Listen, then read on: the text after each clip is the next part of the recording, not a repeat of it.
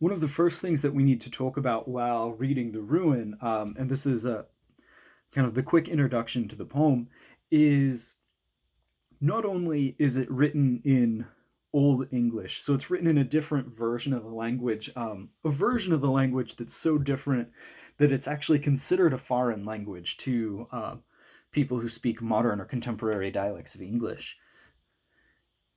It's a poem that exists in one source of medieval books. Of the surviving medieval books, anyway, there's only one copy, and that's in the Exeter book, which is a book of primarily riddles and poems. It's got a lot of the famous or well-known Old English poems like um, "The Wanderer," "Deor," "Wolf and Aed Watcher," "Wife's Lament," "Husband's Message," the big riddles, and then of course the Ruin, which is the last of the poems. The problem with the Ruin and with large sections of the Exeter book are that they're completely unreadable. You may notice while going through the scans of the poem that you had for today that there are series of ellipses or those periods that show omission, such as in the second line where we've got the stronghold burst, and then we've just got a series of four periods. Those periods aren't put there by the author of the poem.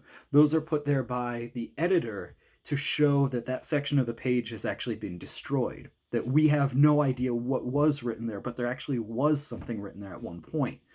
So each of these ellipses points, they're not so much showing a pause, although I pause while I read them in the reading video, and they're not showing an intentional omission or an artistic or even an aesthetic decision by the poet.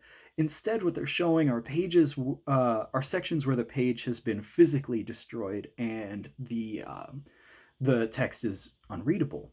What happened with the Exeter book is it was part of, well, it's gone through a lot. It has survived a fire. It has been submerged in water.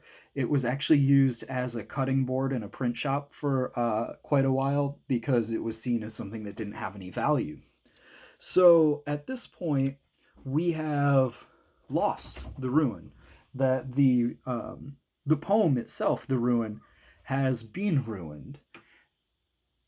Thematically, of course, this is an interesting opportunity for us because the poem is enacting the type of decay and aging that it's describing.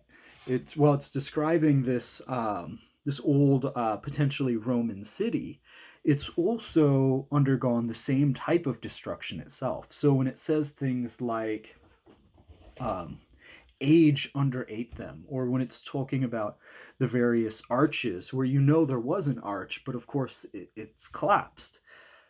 The poem has collapsed on itself. Age has underwritten the poem, and there's no way to recover that information. There's no way to see what this poem would have looked like or what it would have sounded like to its original audience, or perhaps even its audience for centuries after it was written, because the information is just simply gone. It doesn't exist anymore.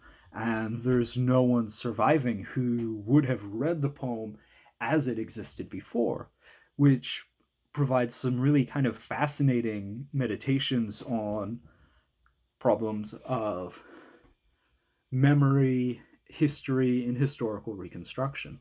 This is inherently a historical poem. We have a nameless wanderer who is our speaker who steps into these ruins and he looks at the wall. The wall is destroyed, and he imagines this kind of wonderful city that's been there before. But there's no record of the city that he can consult. Instead, we just have this imagining, this kind of fantasy, this meditation on what the city would have looked like. which is where we go from different speculations. The wall stood gray like in red stone. Kings fell often, stood under storms. High arched crash. This idea that we've got generations of kings and people living in the city gives us a history that can't be verified and can't necessarily be dismissed either. So one of the things that we have to deal with is not only the kind of artistic rendering of memory in the poem, but the ways in which the kind of fallibility or unreliability of memory are enacted through the destruction of the poem. So, if you have any thoughts on memory, history, and destruction, then I would love to hear some of your responses while reading through this.